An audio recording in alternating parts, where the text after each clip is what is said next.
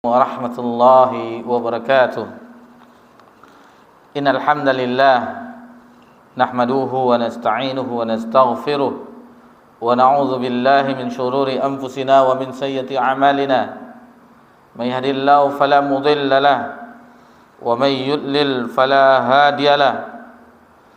Asyhadu an la ilaha illallah wahdahu la syarika lahu wa asyhadu anna Muhammadan abduhu wa rasuluh sallallahu alaihi wa ala alihi wa man sara ala nahjihi wa tamassaka bi sunnati ila yaumiddin wa sallaman tasliman katsira.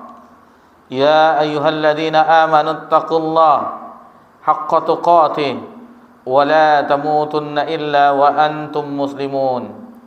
Ya ayyuhan nasu u'budu rabbakumul ladzi khalaqakum min nafsin wahidah wa khalaqa minha zawjaha wa batha minhuma rijalan katsiran wa nisaa'a wattaqullaha alladzi tasaaluna bihi wal arham innallaha kana 'alaikum raqiba. Ya ayyuhalladzina amanu taqullaha wa qulu qawlan sadida yuslih lakum a'malakum wa yaghfir lakum dhunubakum wa may yuti'illaha wa rasulahu faqad faza fawzan 'azima. Amma ba'd, fa inna asdaqal hadithi kitabullah wa khairal hadi hadi Muhammadin sallallahu alaihi wasallam wa syarral umuri muhdatsatuha wa kullu muhdatsatin bid'ah wa kullu bid'atin dhalalah wa kullu dhalalatin finnar. Alhamdulillah, puji syukur kehadiran Allah Subhanahu wa taala atas segala limpahan nikmat yang tiada terhingga. Nikmat Allah Subhanahu wa taala senantiasa tercurahkan kepada seluruh makhluknya, dan itu tidak pernah terhenti walaupun hanya sekejap mata. Salawat beriringkan salam kepada Nabi kita tercinta, yakni Nabi Muhammad sallallahu alaihi wasallam. Ikhwani fid din wa akhawati fillah, azakumullah. Di malam yang berbahagia ini, di tanggal 14 Jumadil Akhir tahun 1446 Hijriah, bertepatan tanggal 15 Desember 2024 Masehi, kita diperjumpakan oleh Allah Subhanahu wa taala di tempat yang mulia ini. Alhamdulillah, kita setelah beribadah kepada Allah Subhanahu wa taala, salat maghrib berjamaah, alhamdulillah. Dan ini adalah salah satu nikmat, menunggu waktu Isya kita bersabar sejenak untuk mempelajari agama Allah Subhanahu wa taala. Ketahuilah ikhwani fid din wa akhwati fillah, azakumullah, duduknya kita di sini, bersabarnya kita mendengarkan ayat-ayat Allah Subhanahu wa taala dan hadis-hadis Nabi sallallahu alaihi wasallam di waktu yang mulia ini adalah suatu keutamaan. Dan kita mengetahui banyak sekali keutamaan di dalam mempelajari agama Allah Subhanahu wa taala. Kita ingatkan kembali bahwasanya yakinilah orang-orang yang berada di majelis ilmu mendapatkan doa para malaikat. Malaikat mendoakan kepada orang yang hadir di majelis ilmu, orang yang mempelajari agama Allah, dengan doa ampunan dan kasih sayang. Allahumma ighfir lahu, Allahumma arhamhu.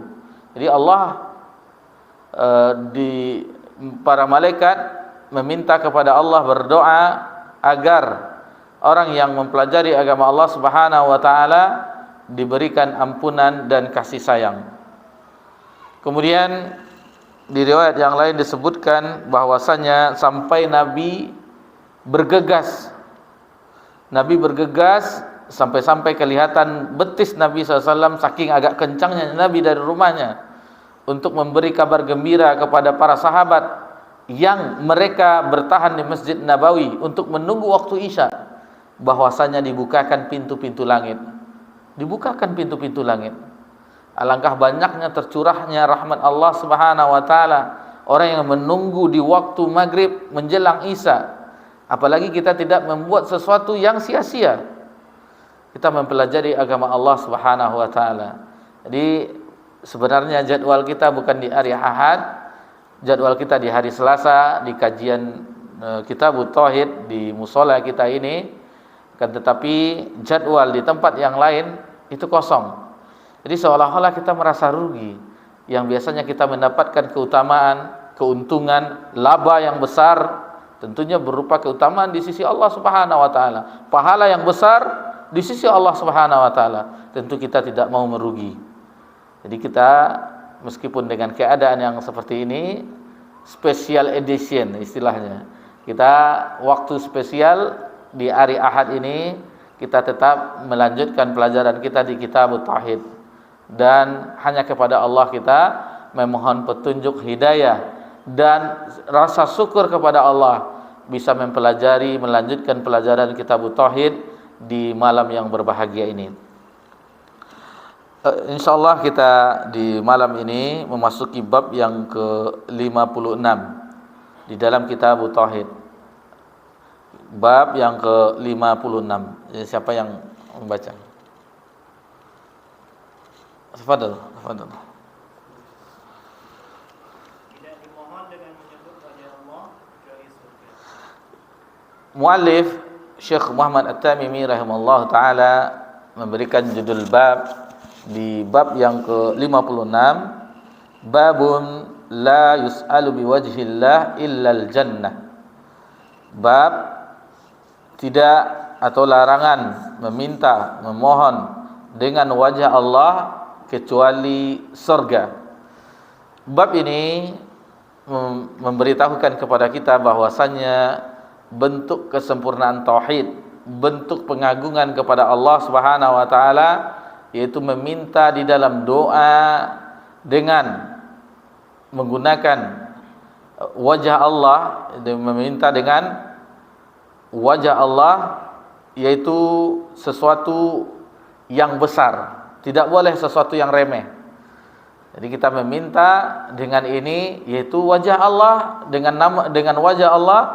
Salah satu sifat Allah Subhanahu wa taala, nama Asmaul Husna wa Sifatul Ulia, yaitu meminta sesuatu yang agung juga, sesuatu yang bergengsi, sesuatu yang memiliki nilai tinggi, yaitu surga. Bukan dengan wajah Allah kita meminta kenikmatan dunia, kekayaan dunia, dan pangkat dunia dan segala macamnya. Itu masalah yang rendah. Ad-dunya, dikatakan dunia, dia hina, dia rendah. Jadi tidak cocok seseorang, tidaklah pantas orang yang mempelajari tauhid, mengetahui tauhid dengan menggunakan ya Allah demi wajahmu yang mulia, biwajhil karim, lalu kita meminta as'aluka, misalnya mal katsir, harta yang banyak, harta yang melimpah. Ini salah satu bentuk kekurangan tauhid. Seseorang yang apabila dia meminta kemewahan dunia, harta dunia, pangkat dunia dan seterusnya, maka ini salah satu bentuk pelecehan terhadap keagungan dan kemahamuliaan Allah Subhanahu wa taala.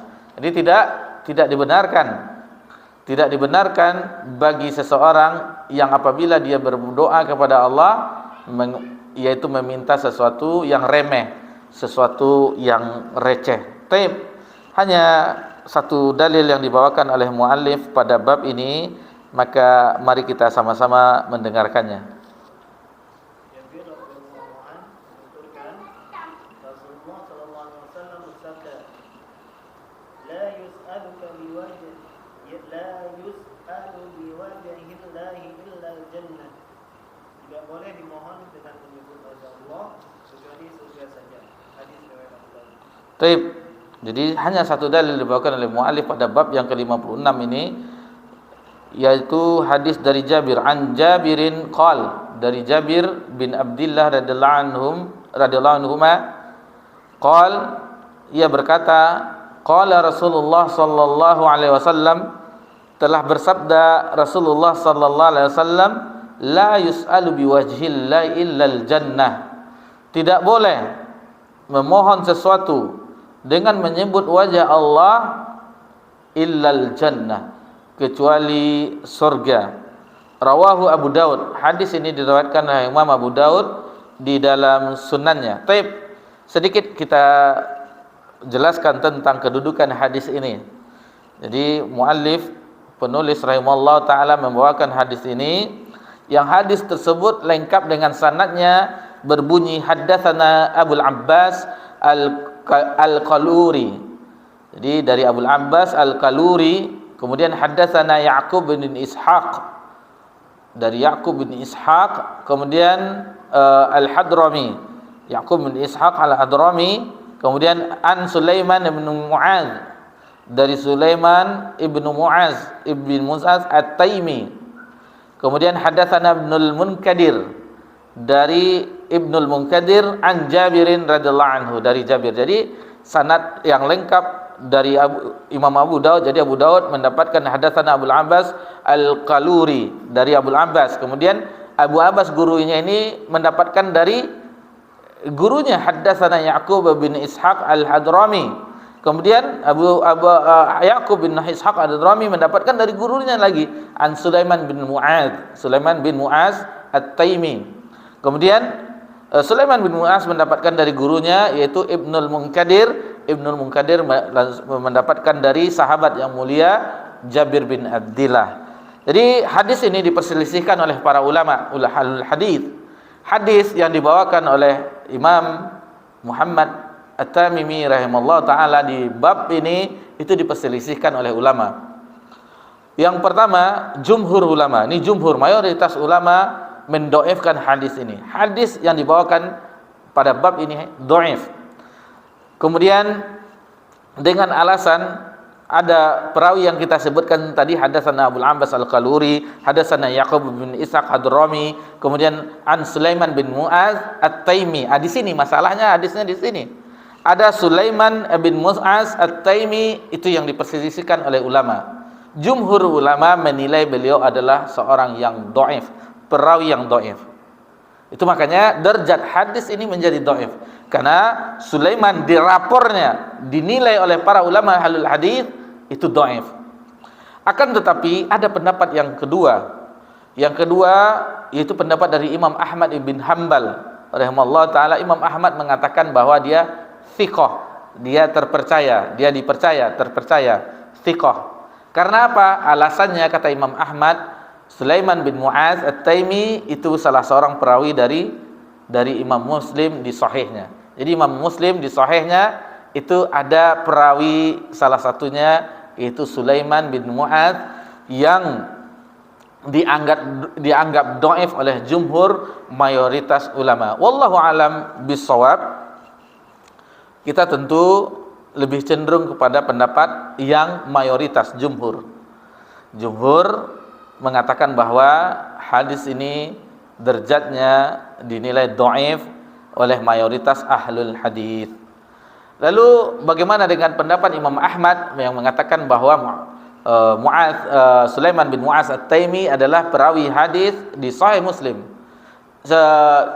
Itu tidak mengapa. Maksudnya Imam Bukhari, Imam Muslim di dalam sahihnya terdapat perawi yang dhaif. Akan tetapi dengan penilaiannya dengan sanad sebelumnya dari gurunya atau muridnya di bawahnya itu semua thiqah. Hanya satu dari perawi itu yang dinyatakan dhaif. Akan tetapi dia meneliti, Imam Bukhari dan Imam Muslim meneliti bahwasanya yang untuk riwayat ini itu dia benar. Itu dia diterima. Contoh supaya kita paham, misalnya kita mengenal teman kita, si fulan, dia senantiasa membawa berita-berita yang bohong, misalnya berita yang hoax, yang tidak benar, sering. Akan tetapi kita tahu watak teman kita ini, ada sesuatu berita yang terkadang dia menyampaikannya itu kebenaran. Begitulah Imam Bukhari dan Imam Muslim. Imam Bukhari dan Imam Muslim dia ahli pakar di bidang hadis ini. Jadi dia mengetahui bagaimana riwayat-riwayat yang disampaikan oleh Sulaiman bin Mu'az, apakah itu ada derajatnya menjadi sahih. Di khabar-khabar mana saja yang Sulaiman bin Mu'az meriwayatkan hadis yang sahih. Dan kita meyakini bahwasanya Imam Bukhari dan Imam Muslim mereka pakarnya dan kita mengetahui kredibilitas mereka. Bagaimana mereka di dalam ilmu hadis dan bagaimana mereka berdua menilai memasukkan perawi di dalam sahih mereka. Taib, itu mudah-mudahan bisa kita pahami apa yang baru saja kita uraikan. Kemudian wallahu alam bisawab, Imam Muhammad At-Tamimi membawakan hadis ini pada bab ini, dan ini hadis satu-satunya di bab ini. Dan di kitab Tauhid itu ada beberapa hadis dhaif, sebagaimana kita pernah pelajari, itu dhaifnya itu tidak banyak, hanya beberapa hadis yang kita jumpai. Terkadang hadis dhaif itu kalau sebelumnya kan banyak hadisnya, misalnya ada ayat Al-Quran 2, kemudian hadis 4, di bab-bab sebelumnya itu banyak dalil-dalil nukil. Tetapi makin ke ujung penulis rahimahullah ta'ala terkadang membawakan satu hadis di babnya, seperti di bab ini. Jadi walaupun sebelumnya di bab-bab sebelumnya beliau juga ada membawakan hadis dhaif, tetapi dari beberapa dalil yang dibawakan itu ada beberapa hadis sahih yang beliau bawakan. Jadi untuk kesimpulan di malam yang berbahagia ini, untuk hadis ini kita lebih cenderung dengan pendapat jumhur, mayoritas ulama, bahwa derajat hadis ini adalah dhaif. Wallahu ta'alam bis-shawab. Baik, kita lanjutkan bagaimana dengan kandungan yang terdapat di dalam hadis ini. Jadi penjelasannya, la yus'alu bihajillah illal jannah, tidak boleh memohon dengan menyebut wajah Allah kecuali memohon, meminta kepada Allah surga. Di sini ada pertanyaan, yaitu bahwa telah diriwayatkan tentang doa Nabi sallallahu alaihi wasallam ketika beliau kembali dari Taif. Jadi ini adalah situasi yang sangat memilukan Nabi SAW, sesuatu yang sangat berat bagi Nabi SAW. Bahkan Nabi mengatakan ini lebih berat daripada yang lainnya, bahkan lebih dari perang Uhud, yang kita mengetahui bahwa perang Uhud itu sempat membuat Nabi terluka. Dan peristiwa Taif ini itu lebih membuat luka mendalam bagi Nabi sallallahu alaihi wasallam. Bahkan Nabi sallallahu alaihi wasallam ketika itu berdoa kepada Allah Subhanahu wa taala. Sebelum kita bacakan doanya, kita sedikit bagaimana keadaan kata Nabi SAW mengenai beliau berdakwah ke Taif ini.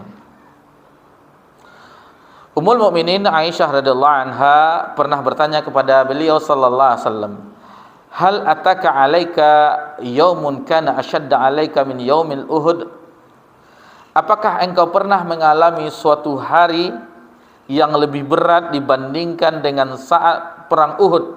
Jadi Ummul Mukminin Aisyah radhiyallahu anha bertanya kepada Nabi, adakah suatu hari yang lebih dahsyat, yang lebih berat dibandingkan oleh Nabi SAW daripada peristiwa perang Uhud? Dan kita mengetahui perang Uhud perang yang dahsyat, yang memakan korban yang sangat banyak dari pihak kaum muslimin. Lebih dari 73 lebih kurang sahabat yang gugur menjadi syahid. Qal laqad laqitu min qaumika ma laqitu wa kana ashaddan ma laqitu minhum yaumal aqabah. Beliau sallallahu alaihi wasallam menjawab, aku telah mengalami penderitaan dari kaummu. Penderitaan paling berat yang aku rasakan yaitu saat Aqabah. Jadi maksudnya saat Aqabah. Idz aradtu nafsi ala bani abdi ya Laila bani abdi kulalin falam yujibni ila ma aradtu fantalaqtu wa ana mahmum ala wajhi falam ashafi illa wa ana biqarbin athalibal farafaqtu ra'si. Jadi kata Nabi sallallahu alaihi wasallam, saat aku menawarkan diri ke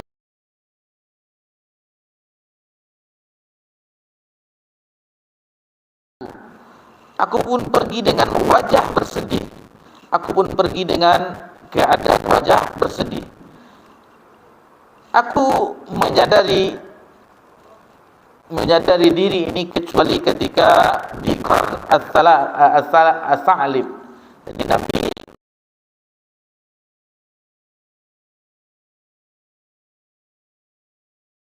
sesuatu ketika kalau kita berjalan itu karena banyak masalah, banyak kesedihan, kita tidak tahu apa di sekeliling kita, sekitar kita itulah yang dia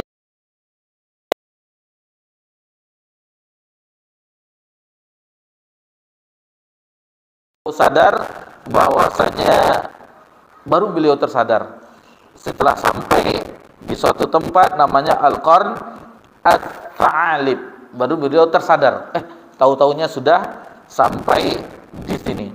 Nah, jadi itu yang dirasakan oleh Nabi sallallahu alaihi wasallam. Farafa'tu ra'si fa idza anna bi sahabatin qad azalatni fa nazartu fa iza fiha Jibril.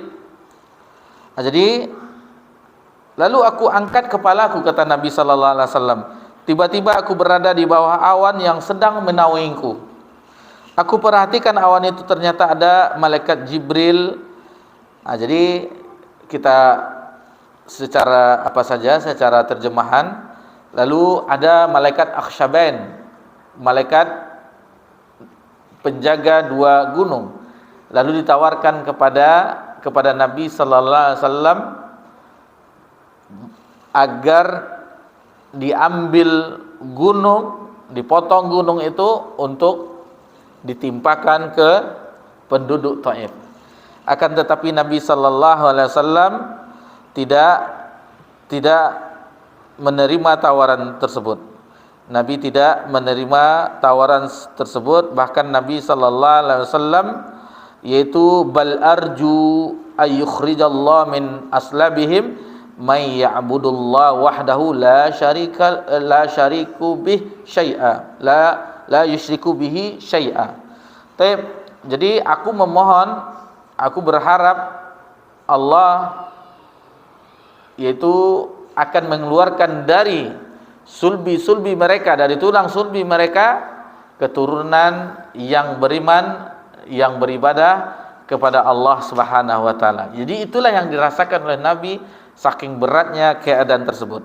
Kemudian Nabi sallallahu alaihi wasallam berdoa. Doa yang diungkapkan oleh Nabi sallallahu alaihi wasallam, yang dipanjatkan oleh Nabi sallallahu alaihi wasallam, doa tersebut kata Nabi sallallahu alaihi wasallam, Allahumma ilaika ashku da'fa quwwati. Jadi Nabi sallallahu alaihi wasallam berdoa, ya Allah, kepadamu aku mengadukan lemahnya kekuatanku. Ini yang didoakan oleh Nabi sallallahu alaihi wasallam, wa qillata hilati wa huwa inni 'alan nasi ya arhamar rahimin. Jadi Nabi SAW, sedikitnya dayaku dan kehinaanku di depan orang-orang. Engkau adalah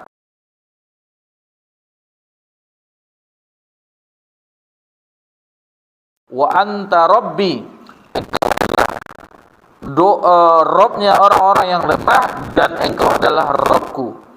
Lalu kata Nabi SAW, au ila adu malaktahu amri. Lalu kata Nabi SAW, kepada siapa engkau menyerahkan aku ya Rabb? Lalu kata Nabi SAW,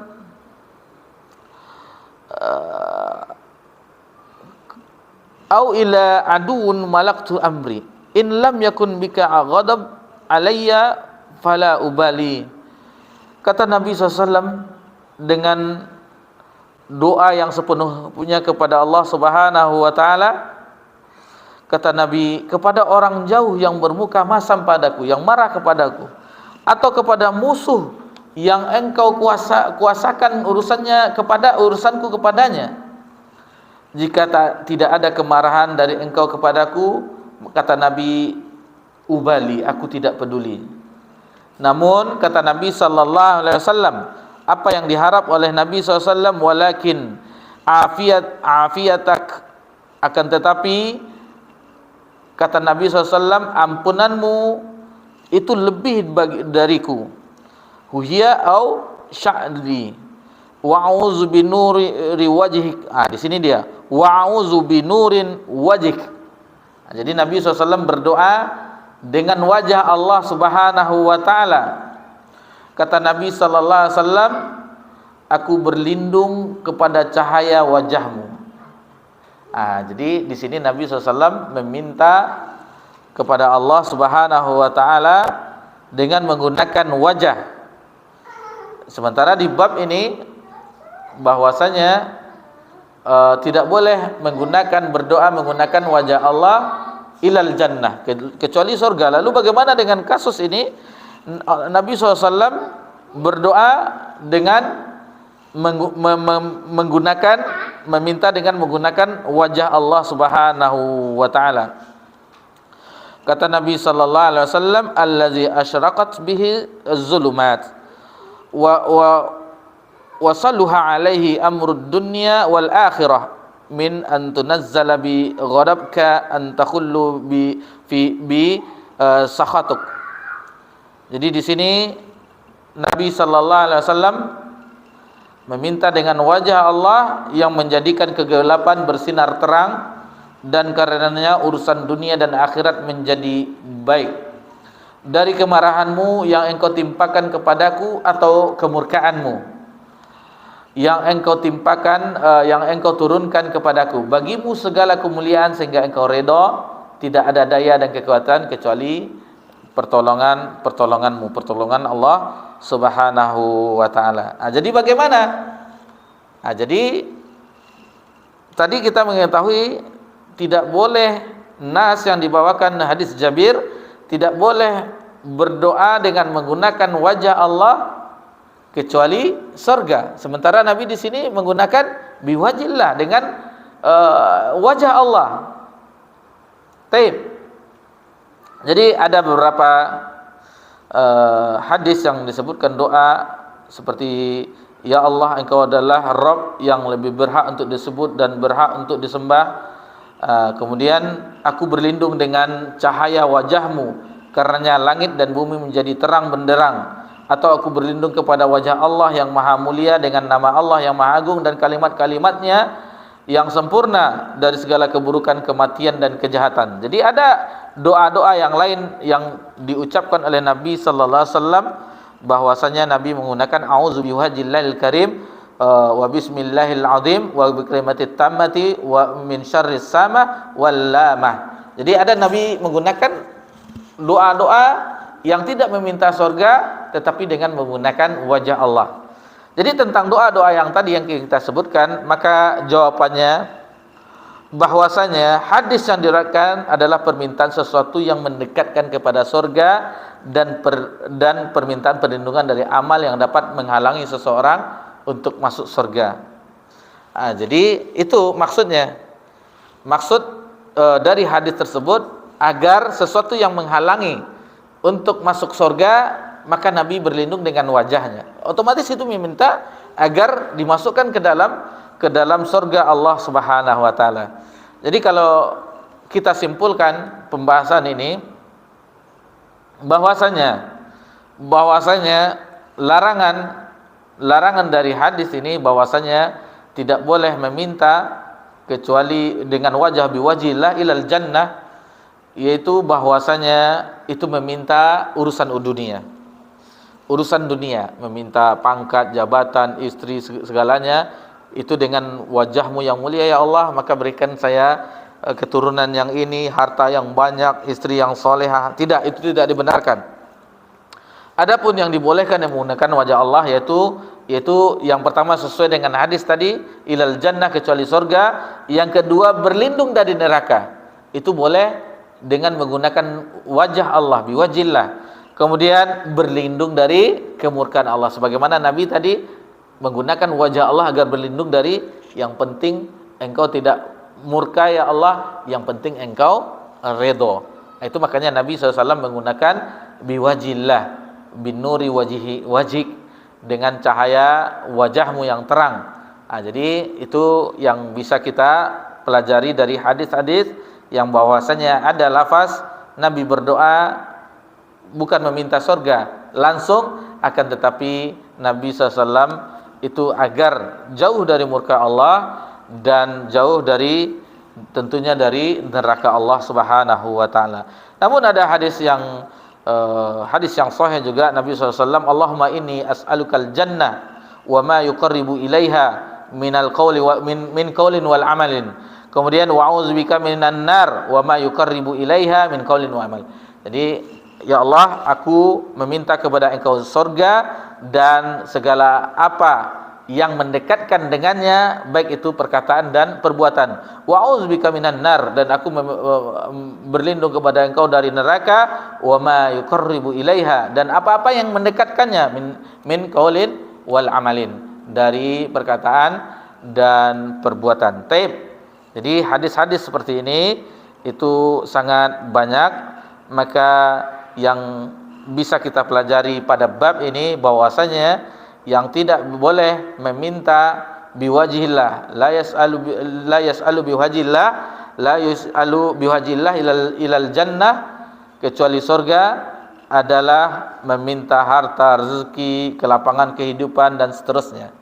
Adapun meminta surga tentunya sesuai dengan konteks hadis ini, berlindung dari murka Allah, kemudian berlindung dari neraka, itu boleh menggunakan biwajhillah, boleh menggunakan biwajhillah. Taib.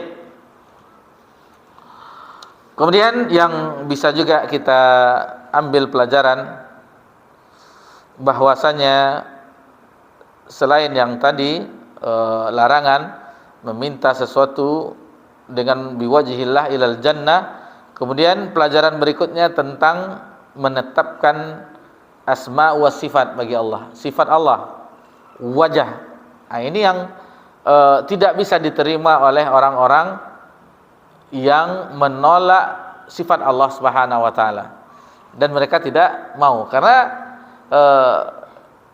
mereka hadir di dalam dalam pikiran mereka bahwasanya Allah punya jasad, punya tubuh dan segala macamnya. Berarti dia, orang-orang kelompok ini yang sesat di dalam agama Islam itu sudah membayangkan bahwasanya Allah seperti ini. Tidak. Sementara ahlus sunnah itu meyakini apapun bentuknya sifat yang Allah sifatkan atas dirinya yang maha tinggi, itu ditetapkan sesuai dengan kebesaran dan keagungan Allah Subhanahu wa taala, tanpa ditaktil, tanpa ditolak, tanpa ditakwil, tanpa diselewengkan maknanya, tanpa ditakrif, tanpa ditashbih, tanpa ditamsil. Itu sesuai dengan kebesaran dan keagungan Allah, dan itu tidak boleh dibayangkan dengan angan-angan kita. Tetapkan sesuai dengan kebesaran dan keagungan Allah Subhanahu wa taala, apa yang dikhabarkan oleh Allah di dalam kitab Allah, dan juga apa yang disebutkan oleh Nabi sallallahu alaihi wasallam di sabda-sabda beliau yang mulia. Maka kita taslim, menerima Allah yang mengabarkan, Nabi yang menyebutkan. Disitulah beda kita dengan kelompok-kelompok yang lain, yang mereka menolak. Tidak. Padahal ada di beberapa ayat seperti di dalam surah Al-Qasas, di akhir surah Al-Qasas, wala tad'u ma'allahi ilahan akhar la ilaha illahu kullu syai'in halik illa wajhah. Jadi segala sesuatu itu akan binasa, akan hancur, illa wajhah. Kullu man 'alaiha fan wa yabqa wajhu rabbika dzul jalali wal ikram. Jadi di situ ada. Lalu bagaimana kita menolak tentang sifat Allah yang maha tinggi ini? Jadi kita tetapkan sesuai dengan kebesaran dan keagungan Allah Subhanahu wa taala. Dan permasalahan seperti istiwa itu sampai sekarang itu tidak bisa dipahami oleh orang-orang kelompok-kelompok lain. Ar-Rahmanun 'alas stawa summa stawa 'alal 'arsy. Sebenarnya itu mudah. Kata Imam Malik, mudah. Apa kata Imam Malik? Itu istiwa Allah itu maklum. Kemudian mengimaninya wajib. Lalu menanyakan kaifiatnya itu tidak boleh. Jadi itu jelas, itu majhul, tidak diketahui bagaimananya, itu sesuai dengan kebesaran dan keagungan Allah Subhanahu wa taala. Dan bahkan ketika kita menerima sifat-sifat Allah yang maha tinggi ini, kita tetapkan untuk Allah, maka orang-orang yang kelompok-kelompok sesat di dalam Islam ini menuduh orang-orang ahlus sunnah dengan mujassimah. Sebenarnya tidak. Kita tidak mengatakan bahwa itu Allah mempunyai organ tubuh sebagaimana mereka tuduhkan, mempunyai jasad, tetapi tidak sesuai dengan kebesaran dan keagungan Allah Subhanahu wa taala. Kita sering kita sebutkan di sini kalau mengenai asma wa sifat. Perhatikan, penamaannya sama tetapi hakikatnya berbeda. Kita katakan kita punya tangan. Monyet juga punya tangan, tetapi tangannya berbeda. Itu makhluk sesama makhluk itu berbeda. Kita punya kaki, meja juga punya kaki, tetapi kaki kita dengan kaki meja berbeda. Allah mengatakan dia memiliki wajah di dalam firman-Nya, dan Nabi juga meminta dengan biwajhillah, dengan wajah Allah. Itu bukan wajah. Ditolak oleh umat Nabi Muhammad SAW. Apa susahnya kita? Itu sesuai dengan kebesaran, keagungan, kesempurnaan, kemuliaan Allah Subhanahu wa taala. Habis perkara. Itu yang mereka tidak bisa, karena mereka memasukkan itu ke dalam otaknya. Ternyata Allah begini, Allah begini. Dia tidak boleh kita perumpamakan, tidak boleh kita samakan dengan makhluk. Laisa kamitslihi syai' wa huwas samiul basir. Lam yalid wa lam yulad wa lam yakul lahu kufuwan ahad. Jadi ini dari hadis ini, yang bab ini kita juga menetapkan bahwasanya Allah itu mempunyai sifat yang maha tinggi, yang maha mulia, sesuai dengan kebesaran dan keagungan Allah Subhanahu wa taala, yaitu wajah. Jangan sampai dipikirkan wajah itu sama dengan wajah makhluk, itu sesuai dengan kebesaran dan keagungan Allah Subhanahu wa taala. Taib, demikian saja yang bisa kita pelajari, bahwasanya hadis yang satu-satunya dalil dalam bab ini telah kita jelaskan bahwasanya derajatnya dhaif, dan ada beberapa keterangan tadi bahwasanya Nabi juga meminta kepada Allah dengan menggunakan wajah. Adapun secara hukum yang tidak boleh, yang mutlak tidak boleh, itu meminta berupa tentang dunia, rezeki, semuanya, kedudukan, pangkat, segalanya. Itu yang tidak dibolehkan. Adapun kita meminta surga, dijauhkan dari neraka, dijauhi dari murka Allah, itu dibolehkan. Itu dibolehkan. Jadi tidak hanya sebatas surga saja, tetapi juga berlindung dari neraka dan berlindung dari kemurkaan Allah Subhanahu wa taala. Taib, wadih, mungkin insyaallah itu jelas pada bab ini. Dan mungkin sebelum kita akhiri bab ini, pembahasan bab ini, maka kita dengarkan kandungan dari bab ini. Tafadhol.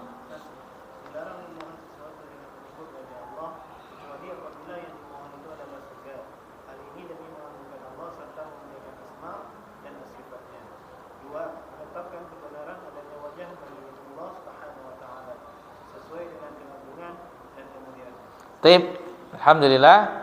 Maka dengan itu selesailah bab yang ke-56 ini, dan insyaallah di hari Selasa besok insyaallah kita lanjutkan ke bab 57 ma jaa fi law, yaitu tentang ucapan andai kata. Andai kata, bagaimana pembahasannya insyaallah akan kita bahas di sesuai kajian kita, jadwalnya di hari Selasa yang akan datang insyaallah. Dan alhamdulillah, ini adalah nikmat dari Allah. Maka yakinilah Allah memilih kita untuk bisa hadir di majelis ilmu, untuk bisa membahas ilmu.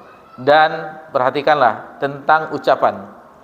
Tentang ucapan, bahwasanya ucapan itu kalaulah tidak membaca Al-Quran, karena afdhalul zikir, sebaik-baik zikir kepada Allah itu membaca Al-Quranul Karim. Bukan maksudnya lafaz yang lain, la ilaha illallah, itu lain lagi. Ini sebaik-baik ucapan kita membaca Al-Quranul Karim. Kalau tidak, kita ucapkan yang kalimat tasbih, kalimat tahlil, kalimat tahmid, kemudian istighfar, kemudian la haula wala quwata illa billah, itu kita ucapkan, itu lebih baik. Kemudian termasuk kebaikan juga ketika lisan kita keluar dari ucapan kita, yaitu mengajarkan ilmu agama, mendakwahkan ilmu agama. Dan apabila itu tidak bisa kita penuhi semuanya, maka diam itu lebih baik. Kata Nabi SAW, apa kata Nabi? Man kana yu'minu billahi wa yawmil akhir wa qawlu khairan. Katakanlah yang baik, aw liyasmut, atau diam.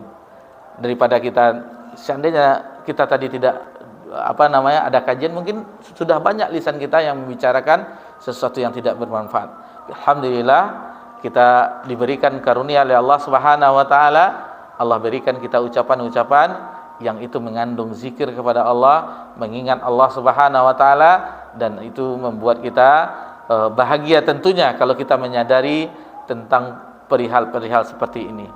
Jadi kita harus kembalikan bahwasanya sesuatu nikmat dari Allah itu kita bisa belajar, kita bisa beribadah, kita bisa membahas sesuatu tentang Allah, tentang agama Allah, tentang syariat Allah, tentang apa yang diajarkan oleh Nabi, maka itulah kebahagiaan kita sebagai umat Nabi Muhammad sallallahu alaihi wasallam, daripada kita hanyut dengan sesuatu yang tidak ada manfaatnya, tidak membawa faedah atau pahala di sisi Allah di akhirat kelak. Jadi kita harus hadirkan itu. Misalnya kita ingin melakukan sesuatu, bermanfaatkah? Apakah bermanfaat untuk akhirat kita, sehingga kita memilih sesuatu perbuatan-perbuatan, tindakan-tindakan, amalan-amalan yang Allah redha. Sebagaimana kata Nabi tadi di doa tadi, ya uballi, aku tidak peduli, yang penting engkau redha ya Allah. Itu yang kita inginkan dari pelajaran-pelajaran ini. Tapi mohon maaf, mungkin tidak maksimal kita membahasnya. Mudah-mudahan apa yang dinukilkan oleh mu'alif, pertama kita mengetahui derajat hadisnya, kemudian bagaimana ucapan dengan wajah Allah yang diharamkan atau yang dilarang, dan mana yang dibolehkan. Dan kita juga di bab ini juga menetapkan sifat wajah bagi Allah Subhanahu wa taala sebagaimana yang ditetapkan oleh ulama-ulama kita. Itulah akidah Ahlussunnah wal Jamaah. Subhanakallahumma bika asyhadu an la ilaha illa anta astaghfiruka wa atubu ilaik. Wassalamu ala nabi Muhammad sallallahu alaihi wasallam wa ala alihi washabbihi ajmain walhamdulillahirabbil alamin. Wassalamualaikum warahmatullahi wabarakatuh.